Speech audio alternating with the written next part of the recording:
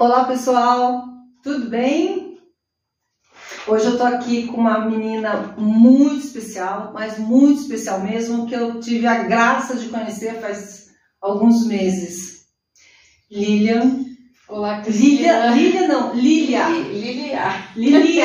Muito prazer, bem-vinda. Eu que agradeço. Como você está? Agradeço o seu convite por, me convidar a estar aqui hoje conversando com você e esclarecendo alguns pontos, tirando algumas dúvidas, Sim. Quanto E por que ao a gente trabalho. ao nosso trabalho? Por que, gente, que é muito importante? E eu me sinto muito honrada, porque quando o CASE retomou o Futebol Master, o meu marido, Vassourinha, o Carlos Vassourinha, que eu chamo de Caco, e muito conhecido como Vassourinha, foi convidado pelo Cícero, porque são amigos há muito tempo, para fazer parte do Raízes do CASE. E foi aí que, mais um tempo depois, eu vim a conhecer a Lilian, porque o Cícero falava muito dela, porque a Lilian é isso, porque a Lilian é aquilo, porque não sei o quê. E aí o tempo foi passando, então a coisa de uns 2, 3 meses, eu conheci pessoalmente a Lilian. E todos lá, muito fã, meu marido só falando bem também. Então, assim, quando a gente se conheceu, Lilian, parecia que eu já a conhecia. E a última vez que a gente falou, faz umas 2 semanas lá não, uma semana, mais ou menos, que a gente confirmou que ela a conhecia de verdade mesmo, para definir pauta, essas coisas todas. E aí a gente falou, vamos fechar. Fechando. Então, a pauta, em tese, é para falar dessa renovação do CASE, dessa volta, desde a era tenda e depois reforçando com o CASE, Raízes do CASE. E aí, tudo bem, eu já deixo ela falar, gente, é que algumas coisas são tão interessantes e não é por acaso. Então, era só para falarmos do CASE e do tenda para cá, desde que ela assumiu o CASE em 2018, né, salvo engano. Aí, essa semana, ontem, conversando com uma amiga, ela falou assim, Cris, você vai fazer uma entrevista com uma amiga de infância que eu sou apaixonada. Eu falei, Falei, Lilian, e aí ela me contou um pouco, elas foram amigas de infância, a família dela tem uma admiração muito grande por ela, e Sol, eu espero, conto com você aqui, hein? Não sei se eu vou conseguir ver, porque eu sou meio cegueta, mas eu tenho certeza que a Sol vai assistir, está assistindo, e ela foi muito, porque eu não tinha uma referência assim da Lilian, além dos próprios meninos do CASE. E de repente, do nada, vem uma amiga muito querida, e fala tão bem dessa pessoa, Lilian, a casa é sua. Vamos começar pelo CASE, e aí depois a gente vai falar do quanto essa mulher que cresceu e tem orgulho da origem dela e do que ela se tornou. Enquanto isso, vocês compartilhem, por favor, curtam, compartilhem o link, porque vocês vão gostar. De novo, muito, desculpe ter me alongado nessa introdução, mas é muito importante, é uma honra, meu. Eu que agradeço, o seu convite, por estar aqui, pela oportunidade que você me dá, porque é muito prazeroso falar do CASE. Para mim é. E porque também é uma tradição da cidade, porque hoje é a minha realidade, Hoje o CASE é a minha realidade.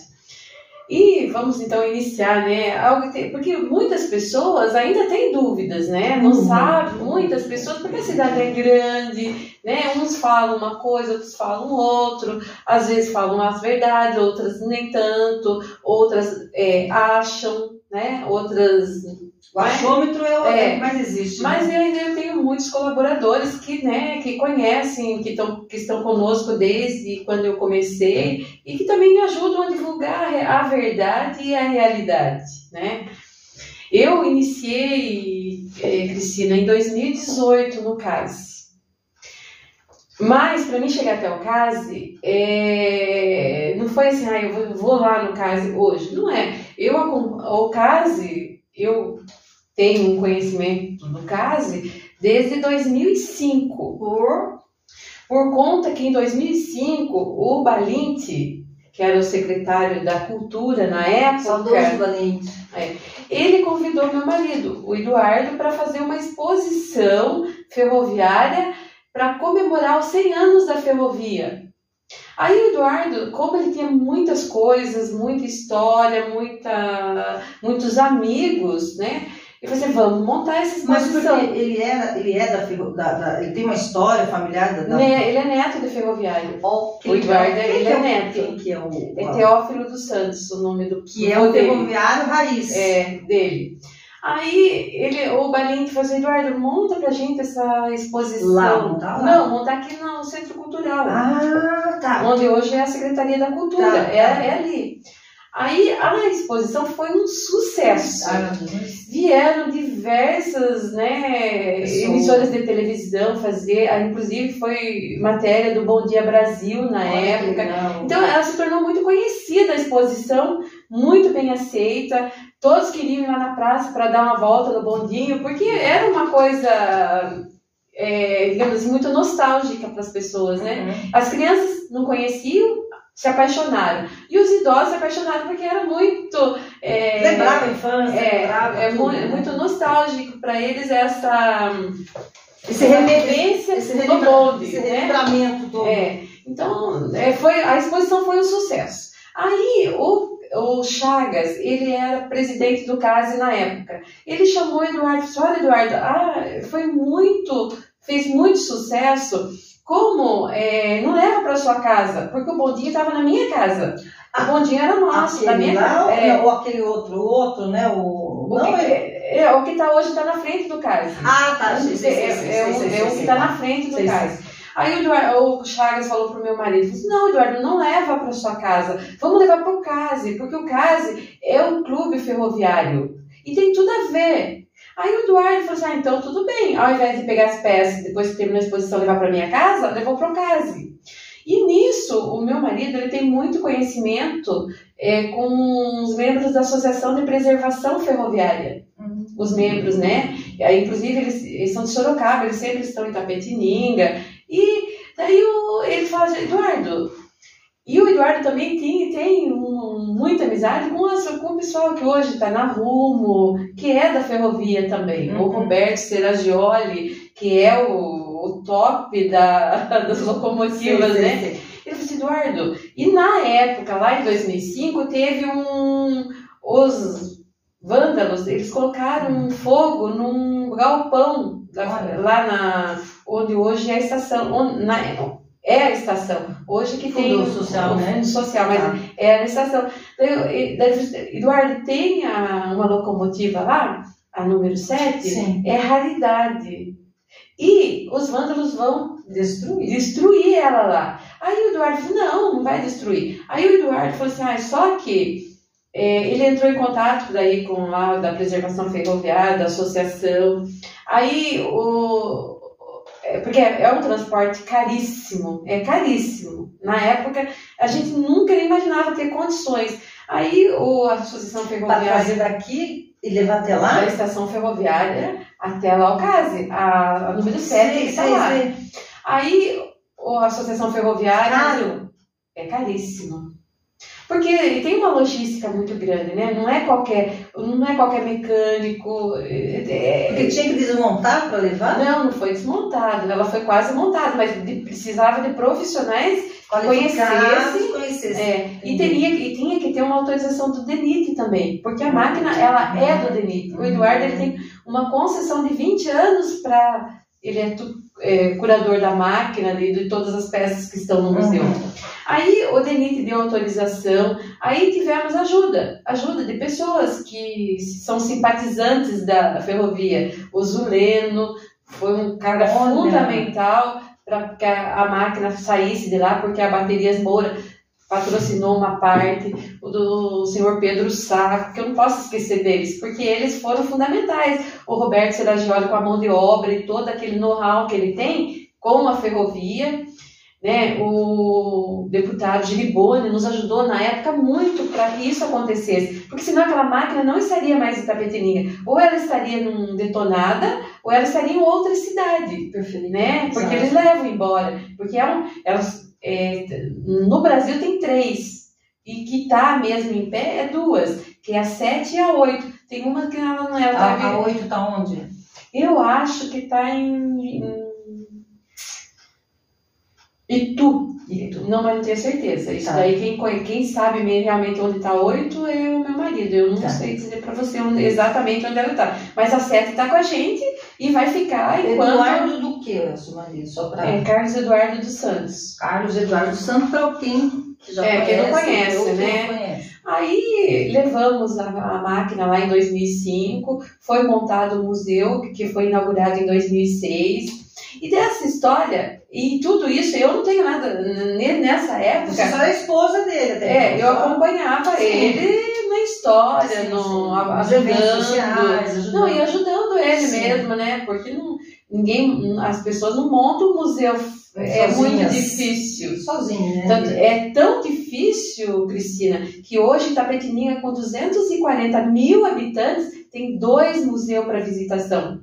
Um é o Carlos Aires, na Casa Kennedy, e o Museu Ferroviário, no CASE. São 2 museus de visitação pública. Eu tô corrigindo, não é 240 mil, não. Quem dera. O último censo diz que nós temos menos de 160 mil. Vamos arredondar para 160 mil. Na época estava 180 mil, eu vi sobre 240 mil. Não, estava todo mundo apostando em pelo menos 170 mil. E tá com Deus outro. Mas a nossa. O IBGE, o censo. Mas eu não concordo muito. Mas muita gente não concorda, mas eu arredondei para 160 mil. É 157 mil, nem 158 mil. Eu acho que muita gente não respondeu o censo, então. Ou não respondeu, eu não sei, porque muita gente tem dúvida também. Porque não, a cidade não poderia regredir, ela teria que progredir. Ela cresceu 13 mil pessoas, parece. É muito pouco. Em 10 anos. Segundo o censo de 2020, né? Esse último censo que acabou, não deu 13 mil, mas eu acredito também que, só para fugir um pouquinho desse assunto, né? Antes de retornarmos ao caso, é que as famílias diminuíram os filhos. A quantidade, 1,6 filhos hoje em dia, segundo esse censo. Que eles fazem a média, né? Óbvio que não tem 1,6 filhos, mas tem menos de 2, a média é menos de 2. Menos de 2. Mas não é meio questionável, né? Porque ninguém leva a sério o censo também. A verdade é essa, né?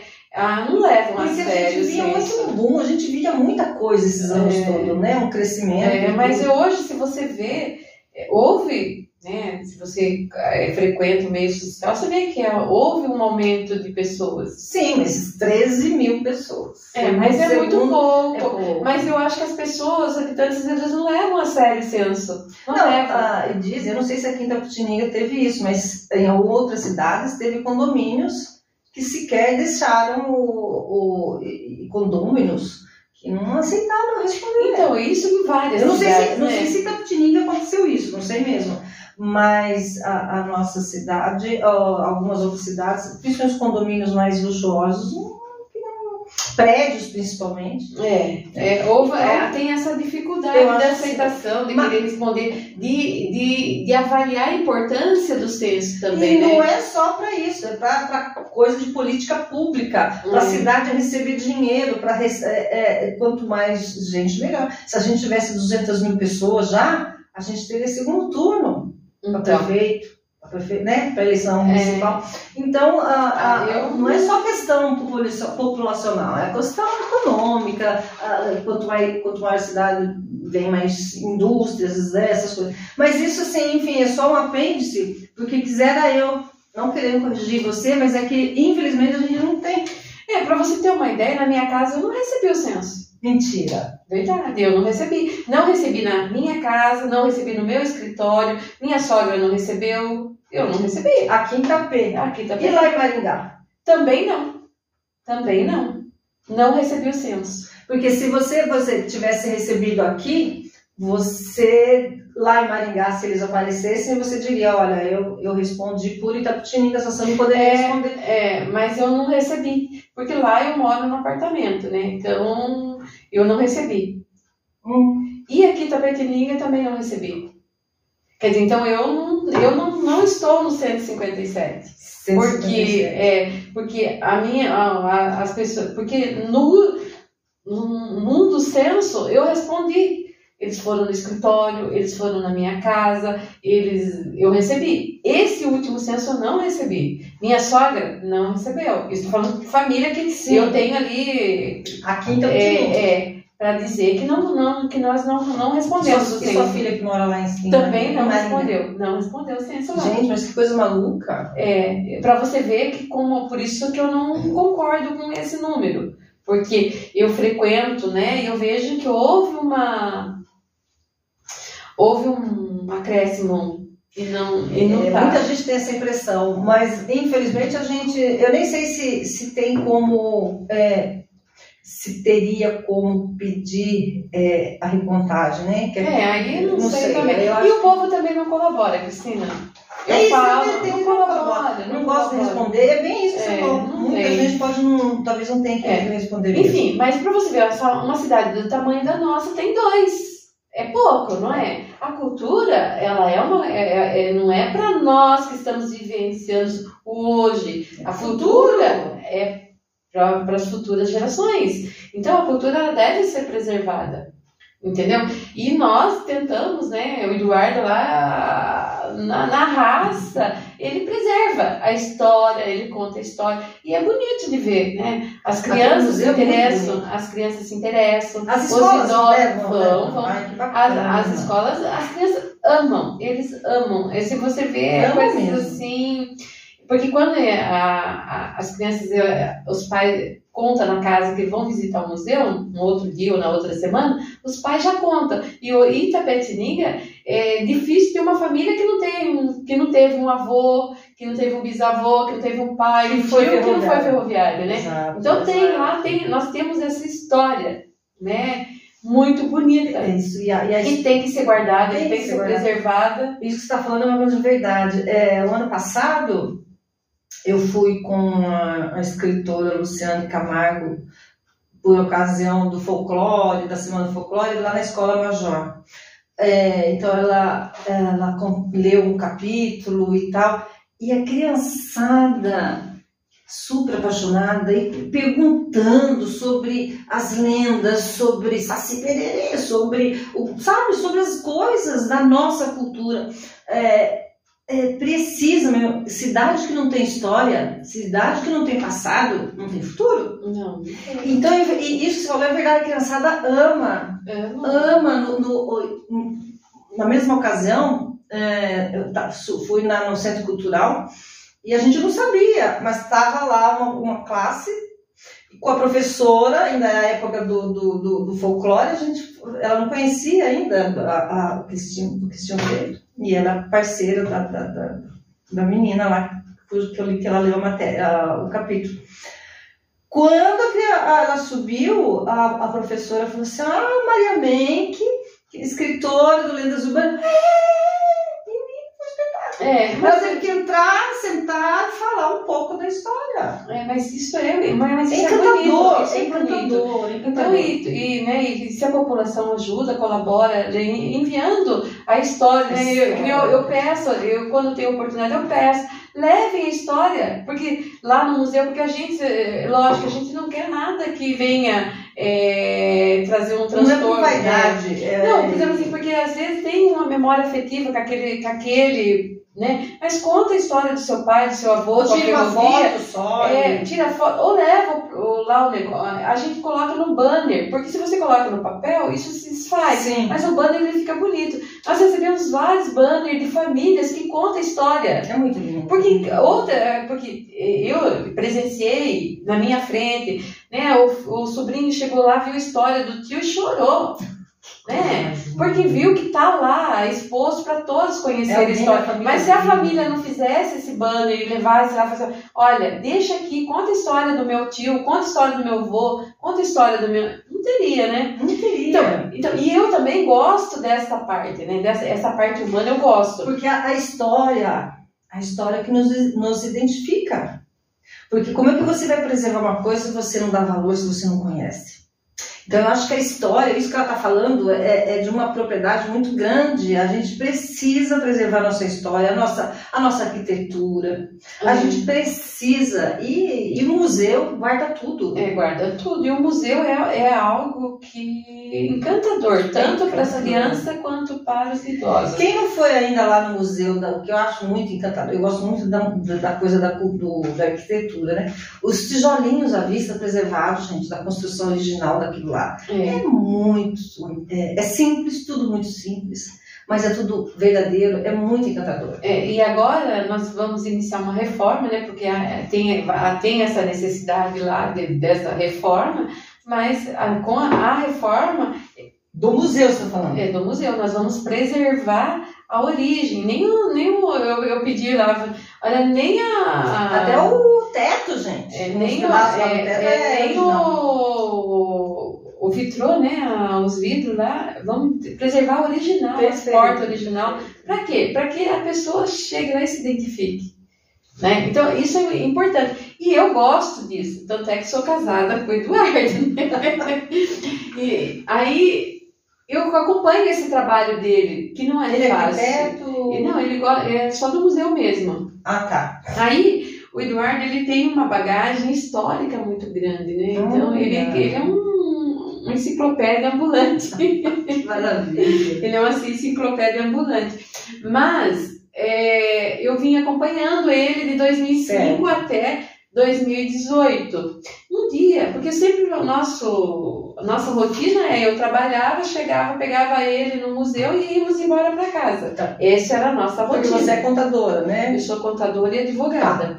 Aí eu tinha essa rotina com ele. Eu pegava ele no museu e a gente ia embora para casa. Um dia cheguei lá. Eu acho interessante, só adendo, você falar museu e não case.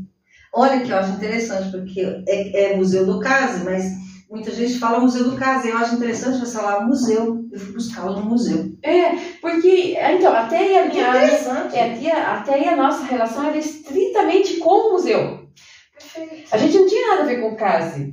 Mas estava ali junto. Não, o museu é do case. Sim, mas... E só que a gente só cuidava da parte do museu. Perfeito. Aí um dia cheguei lá, no dia do museu, Cristina. Isso vai ficar marcado na nossa história, na nossa vida. Dia do museu mesmo, só para o pessoal... Olha, eu sei que... não me recordo, isso daí eu guardo. Eu sei que foi no dia do museu. No dia do museu, a pessoa que se intitulava, se apresentava como presidente do clube, fechou o museu. Do nada? Do nada. Não deixou o Eduardo tirar nem a roupa dele, porque ele não ficava lá só olhando, ele cuida das peças. Então ele tinha uma roupa que ele ficava lá, que suja, não era roupa de trabalho. Nem essa roupa ela deixou ele tirar. Uau! E nem ele não conseguiu, porque roubaram até a roupa dele. Que coisa maluca. Foi uma coisa maluca. Aí, na época, em 2018, o secretário de Cultura era o Beto Hungria. Tá. E o Beto Hungria também conhece a história do Eduardo. Tá. Né? E dentre outros, o Edmundo Nogueira, enfim, o Ivan Fortunato, que ele é envolvido na parte cultural.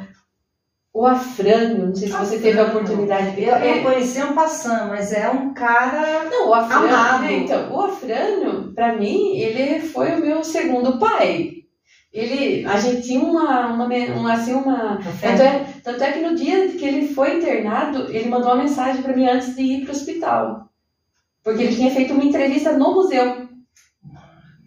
E nós quase que nos encontramos. É que chegou visita na minha casa no dia e não deu para mim ir lá. Quem foi atender ele no museu foi o Eduardo. Daí, como eu não estava lá, ele mandou uma mensagem para mim, o Afrânio. Então, a nossa amizade era muito grande. É muito grande. Aí, todo mundo se indignou com essa coisa da pessoa chegar e fechar o museu. Você entendeu? Uhum. Aí... Até eu perguntei para a pessoa, falei assim, mas como que você chega aqui e fecha? Cadê o documento? Ela falou assim, não, o documento depois eu entrego para vocês. Que documento? Não existia documento. Não existia. Que desse alguma autorização para ela fechar o museu. Tá. Aí, como eu falei assim, então eu vou procurar para que eu quero esse papel, eu quero esse documento, eu quero isso, eu quero aquilo. Aí não tinha nada. Aí, entrando judicialmente, nós conseguimos, né, através do doutor Eduardo, conseguimos a tutela para o Eduardo reabrir o museu e reabrir o CASE. Só que aí quando Mas o CASE também foi fechado? O CASE já estava fechado desde 2009. O CASE mesmo, por isso que as estruturas dele ficaram todas deterioradas, algumas até se perderam, porque elas foram abandonadas. Porque eu não me lembro a última vez que eu fui no CASE numa festa, foi quando saiu a festa de final de ano, lá do Horto. Não, mas aí foi então, lá no CASE. Então, mas não lembro que ano que foi. Então foi em 2019, mas daí cheguei foi na minha época. Já foi na sua época? Na época, a festa já estava. Porque daí quando nós reabrimos o museu, as peças jogadas no meio do quintal. Então, mas foi uma barbárie. Mas aí em 2018, como no fim você começou a falar e a gente parou. Aí vocês abriram, mas que essa pessoa ainda era a presidente do Não, escute só a história. A nossa história começou aí, porque não tinha documento CASE. Certo. Aí não tinha quem a gente se reportar. Porque você tem que se reportar a uma pessoa competente. Uma pessoa que tenha poderes para abrir ou para fechar. Que ela, como presidente do caso, poderia ter. Poderia ter, mas não tinha. Entendi. Ela poderia ter, mas não tinha. Ela não tinha nenhum. Ela não poderia ter feito o que ela fez. Aí o que acontece, Cristina? Em 2018, aí nós conseguimos voltar lá judicialmente, né? Estamos brigando até hoje. Aí os documentos todos em desordem, o clube devendo, era só, as pessoas que foram conosco para reabrir, o mato era maior do que você. Meu Deus. Né? Isso estou falando porque as pessoas têm foto, tem tudo lá, tem tudo documentado. Nós temos as pessoas que foram na reabertura do museu, na reabertura do CASE, era tudo mato, só tinha mato. Mas ela ainda continuava presidente. Não, ela não era. Ela se apresentava como tal. Tá. Não tinha o presidente. Não tinha. Parou em 2009. Tá. Então quando essa pessoa se apresentou e tal. Ela já não era mais nada. Mas não era presidente nada. Não era mais nada. E aí eles. Então, aí foi feita uma nova eleição judicial, foi feita toda aquela. Né, os trâmites burocráticos. Aí vimos que o clube estava com muita dívida, quase que impagáveis para a realidade do clube. O patrimônio do clube já estava sendo todo dilapidado por eles, né? Aí o advogado entrou com as ações. Aí essa toda já estava tenda, já estava. Não tinha nada a ver com tenda, não tinha nada.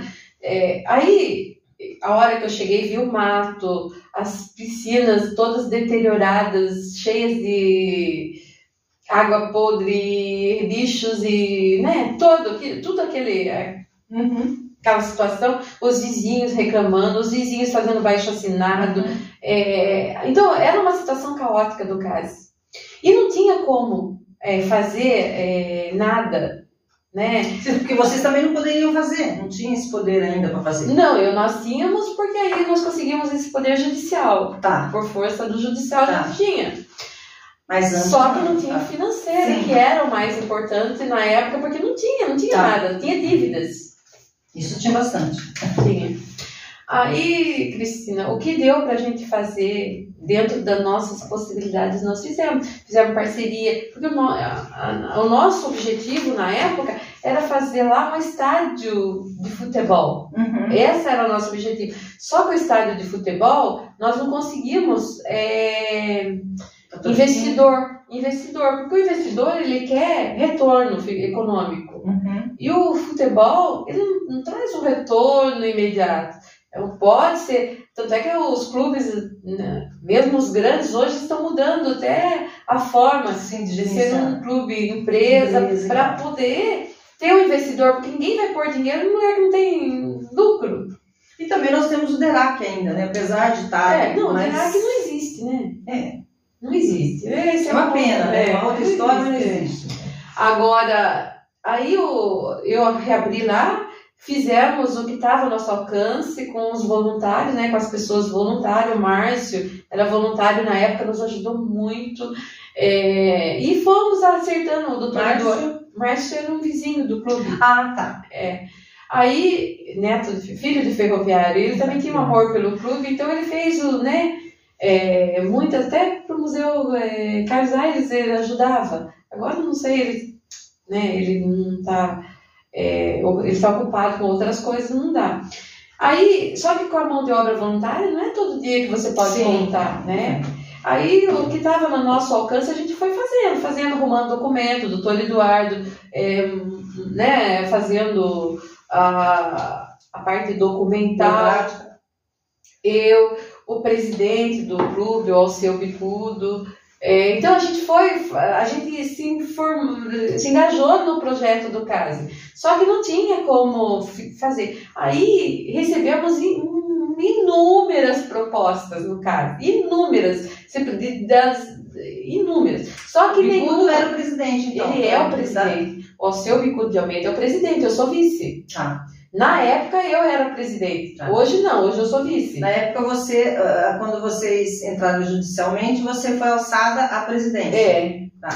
Porque tinha que ser alguém que tivesse um conhecimento tanto burocrático, de envolvimento emocional, até gostar mesmo, de saber e conhecer. Então, envolvia uma série de logística que eu tinha na época. E tenho, né? Tinha e tenho. Mas, hoje eu sou vice-presidente, cuido do futsal feminino e dos raízes. Agora, voltando quando nós reabrimos o clube, sem dinheiro, sem documento, sem nada. Aí, a princípio, nós legalizamos a parte documental, né, do clube, porque tem que ter. Aí vieram inúmeras propostas. Inúmeras. Só que nenhuma proposta era tão boa para o clube quanto a do Tenda foi. O Tenda foi a melhor proposta e até hoje, até tem pessoas que falam, nossa, eu não acredito que o Tenda fez isso por vocês. Desculpa perguntar, como é que é aluguel? Nós locamos, só que como eles viram que a nossa estrutura, a gente não tinha condições financeiras. Porque você sabe, o aluguel, ele é mensal, mas não é um valor não é um montante que dá para você fazer algo diferente. Quanto que é? Você pode falar? Hoje seria R$70 mil, só que nós adiantamos 50 mil. Entendeu? Nós só recebemos 20 mil. Por que vocês adiantaram 50 mil? Para fazer arena. Para fazer arena. Com o dinheiro que o Tenda adiantou, nós fizemos arena, nós pagamos as dívidas, né, que tinha, nós, digamos assim, demos um aspecto mais, digamos, apresentável para o clube, que hoje é apresentável lá, por mais que nós vamos ainda melhorar, porque coisas que caro. É caro mesmo. É caro. E não dá para fazer da noite para o dia, tem que ter planejamento, essas coisas, né? Então, o Tenda, ele organizou, com a parte financeira, ele deu condições de reabrir efetivamente o clube. Porque se não fosse o Tenda, hoje não teria a nossa arena. Sim. Entendeu? Foi com o dinheiro que o Tenda nos adiantou que foi construída. Então, ele adiantou, agora vocês têm que pagar. Mas falta 2 anos para terminar de pagar. Aí volta o total. E quantos anos de contrato? 30 anos. Que é um investimento grande, né? E até lá, depois fica com o Tenda? Não, é do clube. Aí fica na cidade, né? Não, é do clube. É o clube. Sim. Eu digo volta para a cidade porque não fica sendo uma propriedade do Tenda. Não, mas não é a propriedade do Tenda, a propriedade é do CASE. O Tenda, ele é nosso locatário.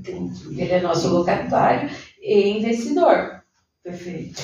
Então, muitas vezes, Cristina, eu lá em cima, né, na parte. E até lá vocês já vão ter, o CASE já vai ter tamanho e estrutura que esse dinheiro de 70 mil nem vai ser tão providencial, porque já vai estar andando com as próprias mãos. Então, na verdade, não, Priscila. Não também? Não, por quê? O dinheiro do aluguel é para manutenção do clube, né? Porque o IPTU é caro, né? Tem água, tem energia, tem funcionários para cuidar, né? Porque é uma das coisas que eu sempre falo quando eu tenho oportunidade. Não basta você ter, você tem que cuidar. Então, então me diga uma coisa, pensando como empresário, como o clube sendo uma instituição que tem que dar dinheiro, vocês pretendem voltar a ter sócios? Sim, mas imagine só, Cristina, o que vocês vão oferecer? A finalidade do clube, a finalidade dele é esporte e cultura. Certo. Hoje, se você analisar, são poucas pessoas que estão aptas a contribuir, mesmo que seja pouco. Tá. Não é, porque a realidade econômica não é favorável. A pessoa não vai deixar de comer para pagar o clube, não vai. Né?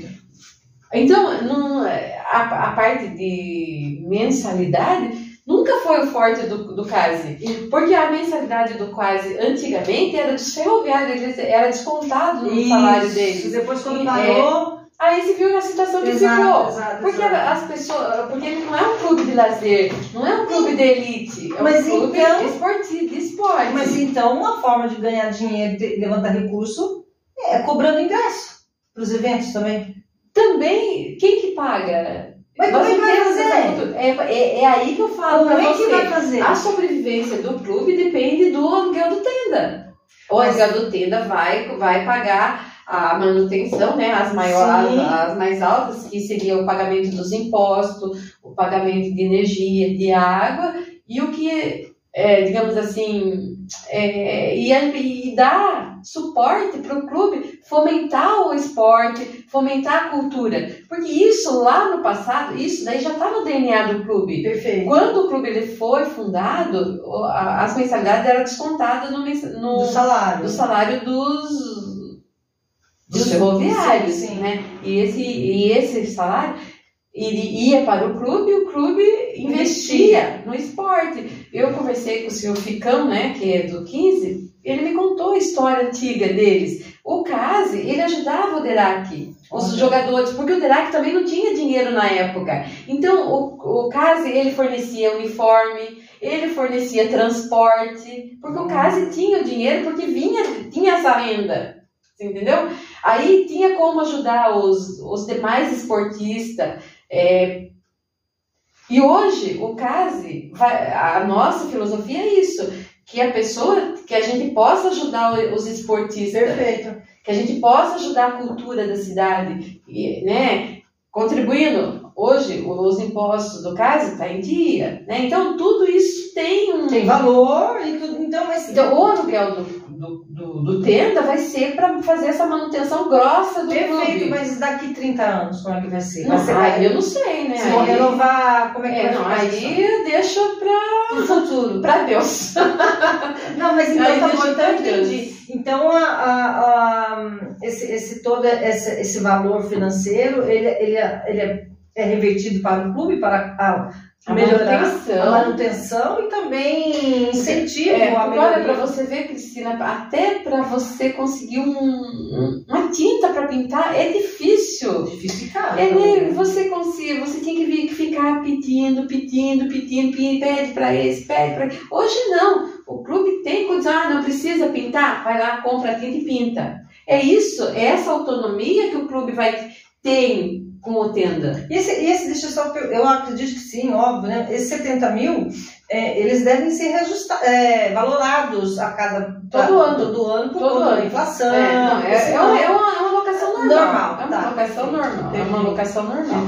Então, esse dinheiro, ele vai ser 100% revertido para o clube. E para o tenda, não digo que é café pequeno, porque 70 mil é 70 mil, mas é um valor que talvez não seja tão difícil para ele pagar. Não, porque eles visam o lucro, né? Exato. É difícil de você pegar um investidor para o esporte, que o esporte não vai trazer, né? o lucro que o investidor quer. Mas isso dá para o empresário que faz isso um valor humano, um valor que hoje em dia conta muito, que é esse cara, ele está trabalhando pela cultura ou pelo meio ambiente. Isso traz valoração para o negócio dele. Então, isso traz, porque mostra assim, hoje em dia, o que as pessoas fazem? Essa empresa, ela é pró-meio ambiente, ela é pró-sustentabilidade, ela é pró-cultura. Eu acho que essas coisas são muito valoradas hoje em dia. E olha, Cristina, muitas vezes eu subi lá na parte de cima do clube, que tem uma parte que é alta lá, eu chorei de ver a situação que eu peguei, né, com mato, com aquele monte de bicho lá, com aquele monte de dívida, e de repente eu vi um canteiro de obra, assim, as pessoas felizes, porque todo mundo que tem um salário por mês é feliz, né? Com certeza. Porque a dívida chega, o aluguel chega, o imposto chega. E se você tem um trabalho, e hoje o Tenda tem no mínimo 300 postos de trabalho. Colabora... Direto, fora os indiretos. Colabora com a parte geral da cidade, que é a concorrência. Porque você sabe, se você tem um preço mais barato, o outro vai baixar. Com certeza. Entendeu? Exato. Aí vem de outras cidades. Se você parar um tempo, uma hora lá no tempo, você vai ver. Vem de Capão Bonito, Angatuba, Guareí, enfim, vem de toda a região. Facilita. Consumir ali. Exato. Entendeu? Mas por que vem? Porque está mais barato. Se não tivesse, eles estariam pagando mais caro. Então, mas é como você acabou de falar, a concorrência existe para isso. Puxa vida, como é que eu vou fazer para trazer o cliente de, sei lá, que está indo para lá, eu quero que venha para cá. Então, eu acho que é isso que você falou, facilita a concorrência. E essa concorrência num item básico, que é comer, que é uma necessidade básica do ser humano. Né? Se a gente fizer uma conta rápida, em R$1.000, né, que hoje é uma média de salário, R$1.000, se você economizar 30% numa compra do mês, é R$300, né?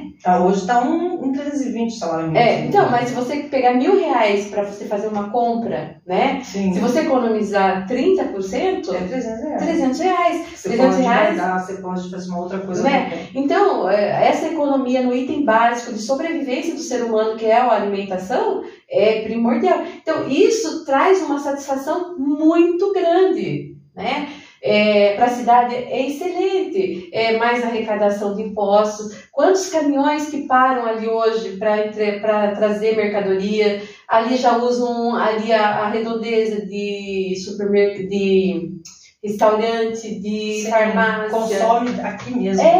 Entendeu? Então há toda uma logística econômica favorável. Então, e o CASE contribuiu para isso. Perfeito. O CASE é isso hoje. E também não foge, se a gente for para a história, né, que eu adoro a história, até eu conversei com um dos, né, que é um dos donos do Tenda, ele falou assim, a minha satisfação com o Tenda é que não foge também da história da ferrovia, porque na ferrovia tem um armazém, que hoje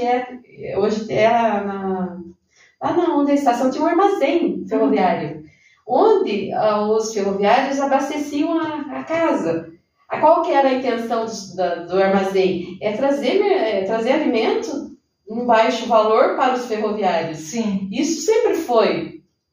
E para mim, né, eu convivia com os ferroviários, com meu pai, com meu tio, com meu padrinho.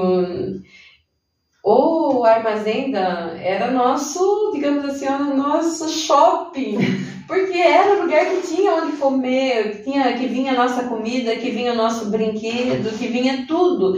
Então ali... Ele ficava onde? Ele ficava na estação? Na estação ferroviária, ali do lado que era o armazém. Legal. Então, hoje o CASE, olha para você ver, juntou tudo, juntou o armazém, que traz uma memória afetiva muito grande para os ferroviários, que quem que não gostava do armazém da ferroviária? Eu acho que não teve ninguém, porque era o lugar onde tinha eles chamavam de mantimento. Mantimento, exatamente. O mantimento. Então, hoje... Onde eles iam fazer a compra do mês. Não, O CASE foi formado para quê? Para que os ferroviários tivessem um lugar de lazer, de esporte, para no final de semana reunir com a família. Hoje o CASE é isso. Então o CASE é alimento, mais em conta, é alimento mais barato, o CASI é esporte. Então não tem, né? Porque o nosso carro-chefe do esporte, no CASI, é o futsal feminino, né? Que nós temos lá uma sala repleta de troféus das meninas. Então nós temos o CASI hoje, ele é basicamente, ele mantém o que era para ser na origem. Nós mantivemos para o CASI a origem, que é dar mantimento a um preço acessível, né, aos ferroviários. E hoje, agora né, toda a população e o esporte. Então, o que eu acho bacana, e só para voltar no início, na continuidade da coisa, é que, como Itapetininga de coração, eu não nasci aqui, mas eu me considero itapetiningana raiz. A gente sentia muita falta do CASI, assim, dele não existir mais. Porque a memória afetiva que o itapetiningano tem com isso é, como você falou, é longeva. E quando o Raízes do CASI ressurgiu, quer dizer, esse é um nome que foi dado, né, ao Futebol Master, e isso reverbera muito na sociedade, mas reverbera muito. Então, da onde a gente parou? A gente parou do nosso conversê. A gente ainda não chegou no Raízes, né? Mas você já acertou tudo e tal, e o Raízes, aí vocês começaram a edificar lá a quadra e tal, construir a quadra, e o ano passado, né? Final do ano passado, que nós fizemos a inauguração. Daí, na inauguração, eu e o Cícero falamos, nós precisamos fazer, mostrar para as pessoas, né? Na realidade não era para mostrar que estava aqui. Nós queríamos mostrar o que era o CASI antes. Uhum. Daí, assim, e eu sempre falo, isso era uma brincadeira minha com o Cícero. Eu sempre falava, vocês são as raízes do CASI, vocês são raízes. Eu disse, vamos fazer uma apresentação dos raízes? Aí eu falei assim, gostei da ideia. Aí convidamos o reumatismo do Venâncio. Aí o reumatismo, né, eles gostaram, assim, vamos lá. Só que os nossos eles não tinham nenhum treinamento, nada. E aí vocês não tinham ainda formado o Raízes? Não. Depois que foi escolhido o nome? Não, nós formamos os Raízes para apresentação no dia da inauguração. A professora estava lá já nesse dia? Não lembro. Acho que foi depois. Daí o Cícero falou assim, vamos fazer para apresentação, nós vamos apresentar os Raízes, fazer uma apresentação com o reumatismo e vamos apresentar as crianças, vamos fazer uniforme para as crianças, para eles pelo menos fazerem a apresentação. Perfeito. Porque as meninas todo mundo conhece, né? O futsal feminino já é conhecido na região. Agora, a parte que o CASI sempre teve influência, que era no futsal masculino, né? Que na época nem existia o feminino. Nós vamos só fazer uma apresentação. E só que a apresentação todo mundo gostou da ideia. Eu falei assim, nós não vamos ficar só na apresentação, nós vamos dar a sequência. Eu falei assim, vamos dar a sequência. Daí, como tinha a inauguração, reservamos 2 dias para o Raízes. Eles têm 2 dias fixos deles lá. Terça e sexta. Terça e sexta-feira. Vamos deixar esses 2 dias já só para eles. E eles gostaram da ideia. Até eu era uma mais incentivadora. Eu falei assim, se não quiserem jogar bola, não tem problema, vão lá e caminham lá no meio da quadra, porque caminhar na rua é complicado, né? Porque se não dá para jogar bola, você caminha. Que já vai fazer um bem. Fazer uso, fazer uso daquilo lá. Vai conversar, né? Vai trocar informação, trocar ideia, e isso vai fazer bem para eles. E o Cícero gostou, daí chamou. Daí eu até falo para o Eduardo, eu nunca imaginei que iríamos ter hoje um time como temos formado. Eu achei que ia demorar anos para formar. E o Vassoura, o Bocaco, meu marido, ele sempre jogou futebol de campo. Então, agora que ele está aprendendo futebol de salão, ele falou que o técnico, esqueci o nome do técnico atual, o técnico faz uma preleção, eles estão amando esse técnico. Amando. É o Fábio. Ele está aprendendo os princípios do futebol de salão, e posicionamento e tal, porque é muito diferente o tal do futebol de salão do futebol de futsal. E o futebol de campo com o futebol de salão, né? E ele adora futebol. Então ele está encantado e todos estão. Então eu achei muito bacana isso, porque resgatou gente que estava aí parado. Estamos lá, né? A hora que... Você é mascotinha lá Eu sou a madrinha deles. Porque assim, é muito engraçado. Eu fui poucas vezes lá, porque às vezes estou atendendo, às vezes estou correndo com outras coisas. Mas é muito bacana essa interação. Sabe? Sim. Agora, vamos falar um pouco antes da gente ir para o outro tema, eu gostaria que você falasse um pouco quais os projetos futuros do CAS. Então, o nosso projeto futuro, que nós já estamos, né, começando, é a reforma do museu, né? Reforma do museu. Que isso daí é necessário, é uma reforma urgente. E vamos fazer o society, né? E um beach tennis lá para nós. Society, vou fazer uma quadra society. Vamos. E o beach tennis. Beach tennis é só para ambos os sexos ou só para as meninas? Não, para todos. Pra quem quiser. Qual a previsão do society? Então, tudo isso junto misturado? A nossa previsão é para o final do ano. Já? Nossa, viu, Cristina? Nós fazemos as coisas pro já. A nossa quadra, tudo aquilo que você viu lá ficou pronto em 4 meses. Graças ao nosso engenheiro Rui, que está lá também. O beach tênis vai ser só para a jovem geração ou para os mais velhinhos? Não, vai ser para nós. Nós vamos arrumar um professor ou uma professora. Nós da nossa faixa etária? Sim, lógico. Enquanto os homens jogam lá o futebol, futsal, nós vamos jogar o futebol society. E lá no fundo, lá atrás. Vai ser atrás da. Mas deixa eu perguntar uma coisa agora. Vai ter o society e vai ter o beach tennis. Hoje a gente tem duas portas ali na quadra, aqui e aqui. Mas daí não vai ficar muito calorão? Já é meio quente a quadra. Essa quadra hoje de futebol, de salão. Não, porque o society e não vai ser fechado com parede, vai ser aberto. Vai ser com tela, vai ser tudo vazado. Porque ali, na quadra de futebol, de futsal, tem que ter a ventilação ali, não, né? já tem, mas é que não abre, né, Cristina? Porque tem a porta lá do fundo e a porta da frente e as duas laterais. As duas laterais tem porta também? Tem. Aquela de entrar. A de entrar, de fundo e as duas laterais. Ah, que bom, porque se ficar fechado, não olha lá dentro, né, Vera? Então, mas eles que não abrem. Tá sentindo frio, então. Eles que não abrem, mas Bom, mas vai ter o beach tênis pra veinha? Vai ter, vírgula, né, gente? Com todo respeito. Vamos lá fazer um master também. Que legal, e vai ser aberto para todo mundo? Vai. Gratuitamente? Então, isso daí, quem está estudando é jurídico do clube, né? Que vai... Certo. Mas também se cobrar alguma coisa não é uma fortuna. Não, o que eu falei para você, porque a finalidade não é essa. Sim. Né? Porque hoje, graças a Deus, como eu falei para você, os valores, assim, as despesas mais altas, o aluguel ele paga. Ótimo, então. E agora, uma coisa que achei bacana, eu vou falar que surgiu a ideia inicial de fazer um jogo em Maceió. Pessoalzinho do Master. Daí o Vassoura chegou para mim e falou assim, Crica, vai ter um jogo pra gente ir lá em Maceió.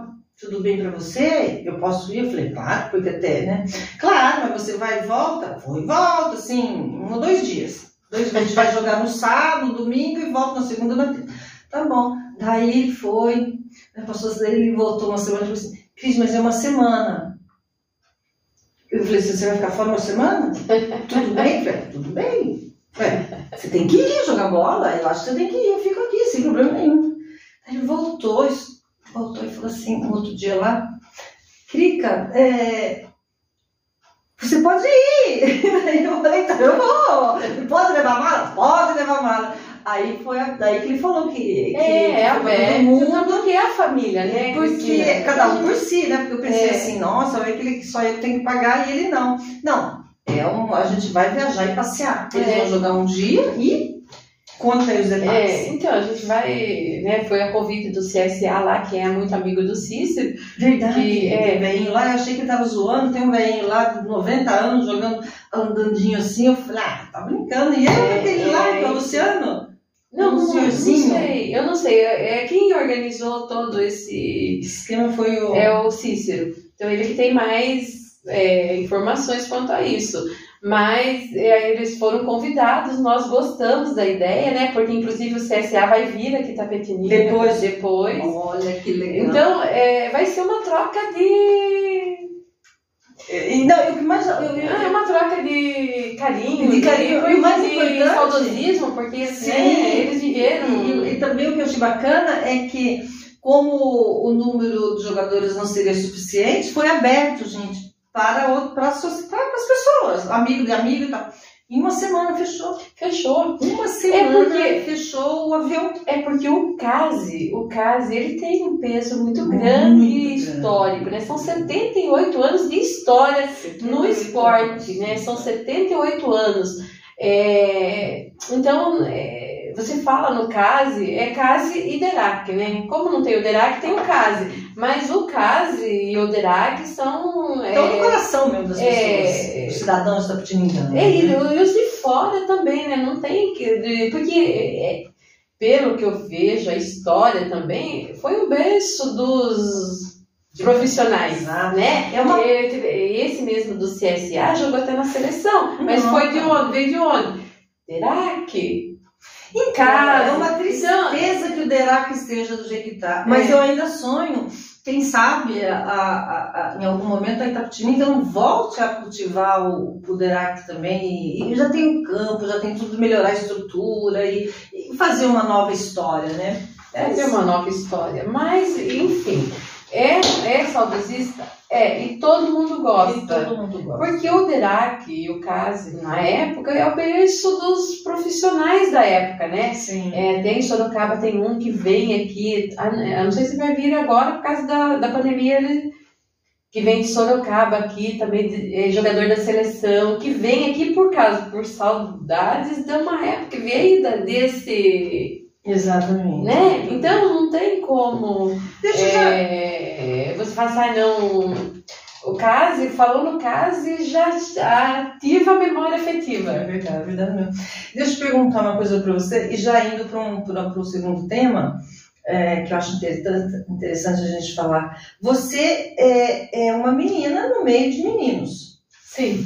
Como que é isso, assim, você se sentiu desprestigiada ou um pouco considerada, um pouco levada não tem talento, não vai fazer nada, como é que você se sentiu? Não, então, em nenhum momento eu me sinto assim, sabe, Cristina? Eu não sei, eu tenho 54 anos, porque eu venho de uma história de mulher, entendeu? Sim. É até uma história legal que eu tenho pra mim, porque eu sou da congregação, né? Então, gente, ela vai falar, o que eu acho muito interessante no mundo de hoje é que as mulheres, com toda razão, têm que procurar seu espaço e lutar por igualdade de certas coisas. E ela contou a história dela no passando, e eu falei, você vai ter que contar essa história pra gente. E depois, ouvindo a Sol corroborou a sua história, tá? E eu achei isso, que você pode pensar assim, puxa, tá mandando a pílula. Não, mas a amiga dela, que não a vê faz tempo, falou assim, nossa, Cris, e eu nem perguntei nada. Ela falou, nossa, essa menina, onde ela está hoje, e é muito importante, eu gosto de conversar com as mulheres e com as pessoas que vêm aqui, independentemente se é homem ou mulher, e você sabe disso. Eu acho muito interessante contar as histórias de self-made man ou self-made woman, porque a gente não faz nada sozinho, mas se a gente não começar, é difícil ter ajuda. Então, essa história, ela é uma história bonita. Para mim é muito gratificante, porque eu sou da congregação desde quando eu tinha 1 ano de idade. Eu sou de lá. E a congregação, nós temos uma doutrina um pouco que diferenciada das demais, né? E uma das digamos assim, das tradições antigas, é que só participava da parte administrativa homens. E todo mundo normal. Não, era 100% homens mesmo. Há 26 anos que eu comecei, né? Porque faz 26 anos que eu trabalho na congregação. No meio de homens. Aí... a única menina no meio de não, homens. Há 26 anos era.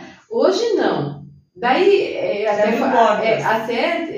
como eu falei, teve um irmão, né, que hoje já é falecido, que lutou por mim lá, porque não era assim, não, vem aqui trabalhar. Não é assim, né? Ele me apresentou, colocou eu lá e deu um suporte ainda pra mim, e hoje ainda tem o suporte do filho dele. De pai pra filho. Por quê? Porque a gente tem uma história junto. Eu não fui pra congregação hoje, eu já venho desde um ano, eu tô 53 anos na congregação. Sua família toda continua na congregação? Nós somos todos da congregação. Aí...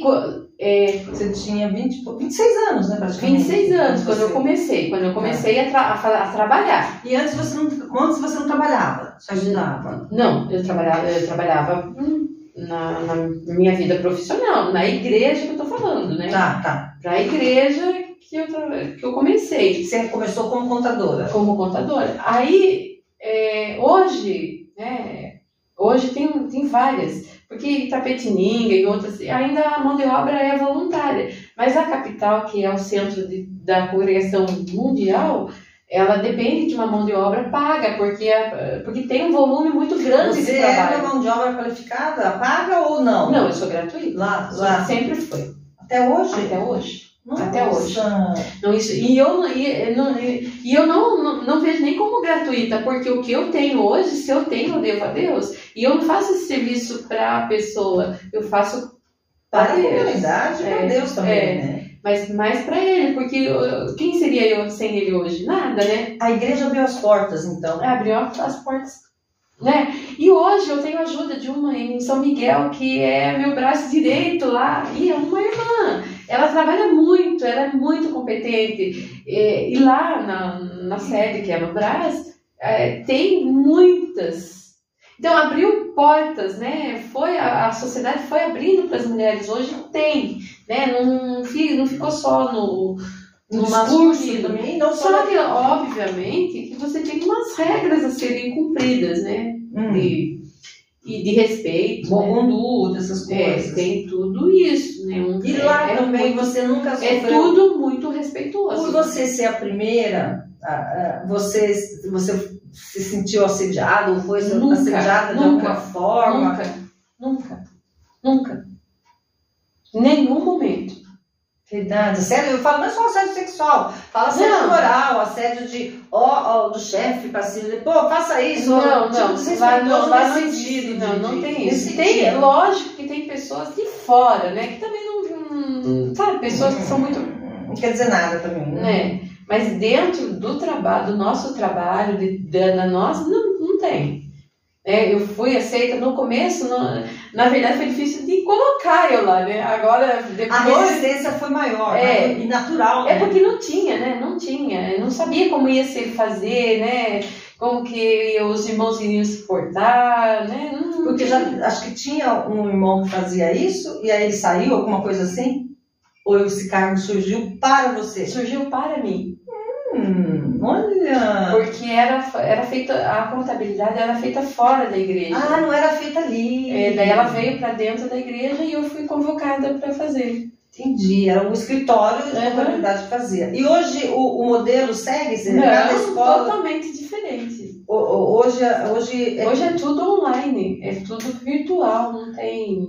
Tem o trabalho, sim, o trabalho existe, mas o modus operandi é totalmente diferente. Então, eu digo assim, as casas, as igrejas qual é a mesma igreja? Da congregação, a contabilidade é feita por elas, pelas voluntários, é isso que eu queria saber. Como assim? A contabilidade hoje é feita voluntariamente? Sim. Pela igreja, mas sim. Vai para onde oficializar? Precisa. Aí tem nós somos subordinados a essa Brás, né? Que é a nossa matriz. Aí Mas você é contador, como você é contadora, você fecha e manda para lá. Todo mundo, nós temos lá o sistema que é da congregação mesmo, o sistema contábil da congregação, daí todas as igrejas mandam a informação lá, faz o fechamento e é mensal. Hoje você tem uma empresa de contabilidade ou não? Eu tenho. Contabilidade e advocacia? Na verdade verdade eu tenho 2 filhas, uma contadora e uma advogada. Daí a gente tem a minha filha de contabilidade toca, né? Lá em Maringá. E eu tenho aqui também. E a advocacia aqui? A advocacia aqui? Não, eu tenho de contabilidade aqui também, porque o meu irmão também é contador.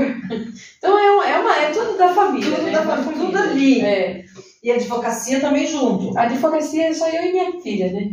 Daqui de Tapetininga ou de lá? Aqui em Tapetininga. Só que a minha filha também presta serviço para Sorocaba, para outras. Entendi. A gente não fica só no nosso, a gente presta serviço para outros. E você trabalha como advogada em várias causas ou, por exemplo, é só trabalhista? Ou... Nós trabalhamos mais com empresas. Com empresas? Com empresas. Mais é com empresas. Tá. E eu não faço, em hipótese alguma, penal. O resto...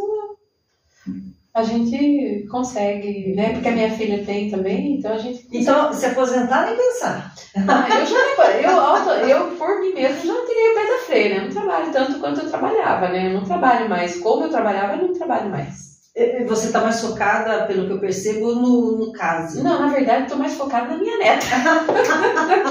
Porque, gente, ela vai aqui e lá, ela está aqui... Eu trabalho... E lá em Maringá. Por causa de quê? Da minha neta. Da netinha.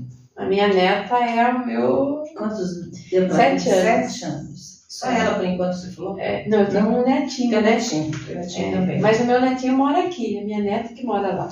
E agora daí eu compartilho um pouco minha presença lá também. Ai, que chato, não? A gente está indo para o final. Eu gostaria de saber de você se você tem mais alguma coisa para contar. Eu tenho que agradecer a minha amiga, né? Porque ela me deixou muito feliz pela consideração dela, a Solange, né? Solange Mendes. Nós, né, crescemos juntos porque os pais dela também eram da congregação, nós somos raiz da congregação. O pai dela, inclusive, era presidente da nossa igreja. Ele ajudou você também lá? Muito. Eu não lembro mais o nome dele. É César Mendes. Alciati, né? Não, César Mendes. O pai da Solange, o Alciati, era do sogro dela. É do sogro dela, isso mesmo, desculpa. O pai dela é o César Mendes. Então, e a mãe dela era uma pessoa maravilhosa. Pensa uma pessoa amada por todos na igreja. Mas a Sol, ela é que nem perfume. Os melhores perfumes estão no frasco pequeno. A Sol é Sol mesmo. Ela irradia. Você conhece ela como Sol, eu conheço ela como Solange, né? A gente sempre tá... Solange, mas Sol. Sol. Né? A vida nos leva para outros caminhos, né? Os compromissos e o tempo também, que não dá trégua, né? Que passa muito rápido. Então não dá pra gente se ver muito. Mas a consideração e o amor continua, né? Sim. Então eu quero dar um beijo enorme no coração dela e da família dela, que ela é uma pessoa muito amada. Muito, né? Muito. E o pai, a mãe dela também, né? A gente era da congregação juntas, eu e ela, nós brincávamos. Vocês eram amigas de infância, ela falou, né? Então, nós crescemos juntas. Bacana, que bacana. E aí eu falei assim pra ela, me diga uma coisa, vocês cresceram juntas e tudo. Ela mudou? Não, que legalzinho. Nossa, sempre simples, sempre. E eu acho isso, a humildade, a simplicidade, eu acho que ou você tem ou você não tem. Não dá pra você, hoje eu vou vestir a roupa da simplicidade, ou hoje eu vou vestir a sandália da não sei o quê. Ou você e você sabe, Cristina, eu ainda acho que a gente nasce assim. Você não é assim. Você nasce assim. Porque eu acredito que eu nasci assim. Porque a minha mãe me contava, né? Que quando eu era criança, eles tinham os vizinhos afrodescendentes. E hoje, né, não tem muita discriminação. Mas na época tinha. Então, e eu amava eles. Eu vivia mais na casa deles do que na minha casa. Porque eu amava eles. Daí, né, e tinha outras crianças que não aceitavam eles pela cor da pele. Engraçado. E eu tinha isso. Então, não foi uma coisa que ninguém falou assim, não. Eu era criança, eu não sabia diferenciar as cores, né? O negro do branco. Sim. Né? Comparação mesmo. Não tinha isso, mas eu amava eles e eles me amavam. Mas amavam porque seus pais não eram assim. Meus pais não eram assim. Mas uma criança, na minha concepção, a criança, na origem, ela não tem racismo. Ela não é racista. Ela só é racista se alguém, se pai ou mãe for. Então, os meus pais nunca foram de ficar falando. Eu acho que não. Minha mãe eu nunca vi minha mãe. Então, eu acho que assim... Então, até que nem tinha, porque essas pessoas praticamente quase que me adotaram, entendeu? Porque eu gostava demais delas e elas de mim. Então eu vinha assim de um ambiente diferenciado, porque as outras não queriam eles, eu queria. Então eu não sei, né? Eu nunca tive isso, graças a Deus. Eu não sei, nunca tive amiguinhas que não. E se tivesse, criança não, falando deles, né? Por eles serem diferentes, né, de uma cor diferente. Não, eu tô entendendo. Eles assim, era difícil para eles. Ver que a criança não queria. E eu queria. Então, como eu queria eles também me queriam. Claro. Então, eu era para eles uma referência. E eu vivia com eles, né? Eu comia o que eles comiam, eu vestia o que eles vestiam, eu ficava no colo. Então, não tinha o que existe hoje, né? Porque era muito...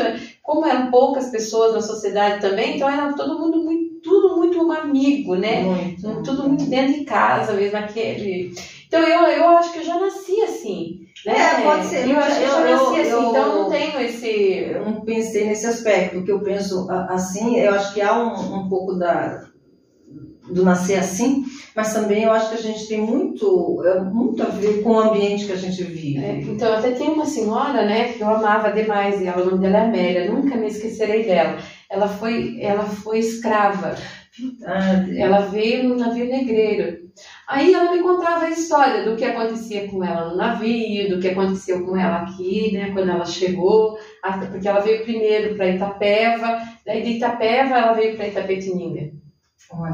Então ela me contava toda a história assim, e eu ficava horas, a tarde toda ouvindo a história dela, a tarde toda. E ela penteava o meu cabelo, e eu fazia carinho nela. E hoje, uma das bisnetas dela, eu acredito que seja, é uma das jogadoras do Cássio, a Jéssica. Eu vim encontrar com ela aqui agora. Eu falei assim, poxa, Cláudia, nós temos uma história tão bonita, porque eu amava a sua...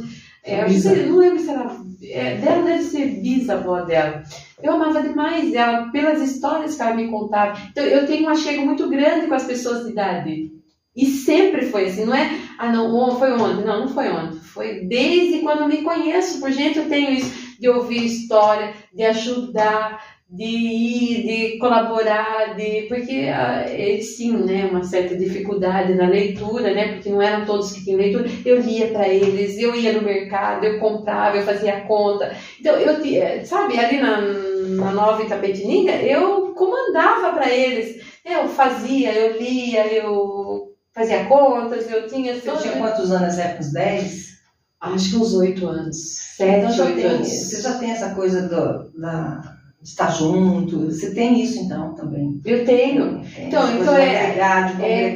E principalmente com os idosos. Eu tenho isso desde quando eu me lembro que eu sou gente. E hoje em dia as pessoas falam até, em se tratando de velho, tem aquela coisa do etarismo, né? Depois de uma certa idade já é velho e ninguém considera, é um negócio meio maluco. Mas isso daí só está acontecendo agora, na minha época não existia. Não existia mesmo, não existia mesmo. E só que eu tinha muita vontade de ajudar eles, muita mesmo, e eu ajudava mesmo. É uma história que eu tenho que contar porque é muito longa, então não dá para contar agora, né? Não, mas a gente não vai ter oportunidade, se Deus quiser. Mas a gente vai aí com as raízes do caso, né? Nós vamos se conhecer melhor na viagem, né? Mas uma última coisa que você me convidou, já fui convidada outras vezes, mas não deu para ir. Mas segunda-feira eu vou, se Deus quiser. No chá. Que também é uma tradição, viu, gente? O chá Quantos anos? Quanto tempo? Desde quando eu cheguei lá e eu convidei o Cícero e ele aceitou, né? Porque quem conhecia os ferroviários mais antigos, né? O Seu Canarinho, Lázaro Monte, o Toninho da Caixa, E esses outros, né, o Zezinho e Trindade, quem conhecia mesmo eles mais era o Cícero. Ele que convidou. Aí foi o primeiro, a Márcia Prioli, né, ela me acompanhou muito tempo. Aí a gente começou. Às vezes ia 2 ou 3 pessoas, mas a gente sempre está lá uma vez por mês para tomar o chá. Inclusive o chá da erva cidreira, o Eduardo é da plantação dele, ele plantou exclusivamente para o nosso chá. Então ele colhe, ele faz o chá, ele leva, tudo feito com muito carinho. O pessoal lá, né? O pessoal que joga, o pessoal que, né? Convidei, né? Eu convido. Eu acho que às vezes não dá. Daí não é só... Porque isso que eu acho bacana, porque não é só os jogadores, né? Você convida a família para levar, para ter essa comunhão. Mas isso é o importante, né? Isso é importante. É importante. Sabe? A família está lá e congregar mesmo. Eu acho que porque o chazinho deles, né, que a gente faz é muito bom. Porque é um momento que você para conversar, para você ouvir, porque também às vezes dá risada, Porque eu não tenho tempo de ficar na casa de ninguém. E assim como eu, muitos não têm tempo. E lá não se para, não. É 2 horinhas, 2 horas para conversar. Né? Ali no museu ou lá no museu? Lá no museu. A gente sempre se reúne no museu. Muito bom, é muito gostoso mesmo. Estaremos lá. Está convidada, sim. Eu agradeço. Eu que agradeço, viu? Adorei. Vamos conversar mais vezes. Vamos conversar mais vezes. É sempre bom, sempre bom. Eu agradeço você, a sua companhia até agora. Deixe seu comentário aí. Você sabe que eu sou mercegueta, não dá para ver muito. E compartilhe, curta e até a próxima. Até a próxima na nossa conversa.